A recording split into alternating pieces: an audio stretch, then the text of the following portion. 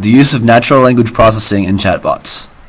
The introduction of chatbots using natural language processing was a milestone for artificial intelligence since the introduction of the Turing test, which is a test of artificial intelligence based on how closely the machine can exhibit behavior to a human.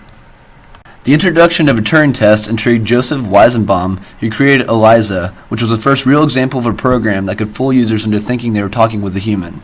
This was made possible by recognizing cue words or phrases in the input and the output of pre-programmed responses that try and move the conversation forward in a way similar to how a human would.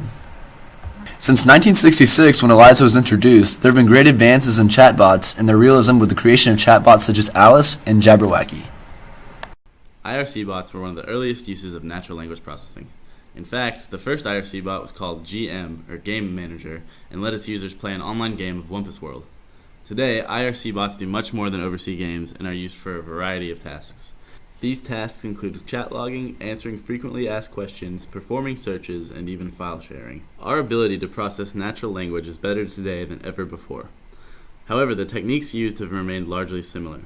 Markov chains are very commonly used by chatbots to store information about what to say next. Markov chains are statistical structures which store words or phrases most commonly used after other words or phrases. Markov chains are very efficient as they do not rely on previous conversation to make decisions. However, this memorylessness has its drawbacks, as it can cause a chatbot to seem forgetful or non-human. The ethical implications of using code to make a computer fool a human are not to be underestimated. In the wrong hands, this technology could be very harmful.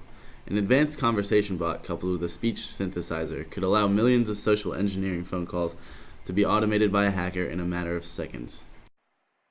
A major issue for NLPs arises with the ambiguities our languages have. Chart parsing is an attempt to remedy this. In this method, several predictions of the meaning of a phrase are stored and can be revisited when new information becomes available. This lessens computation time and allows for quick interpretations from the computer. Language processors also can learn from examples. Similar to other subfields in artificial intelligence, computers can be corrected by a human to help learn if specific estimates were valid or not. In conclusion, chatbots will continue to get smarter with advancements in computer science and more specifically AI.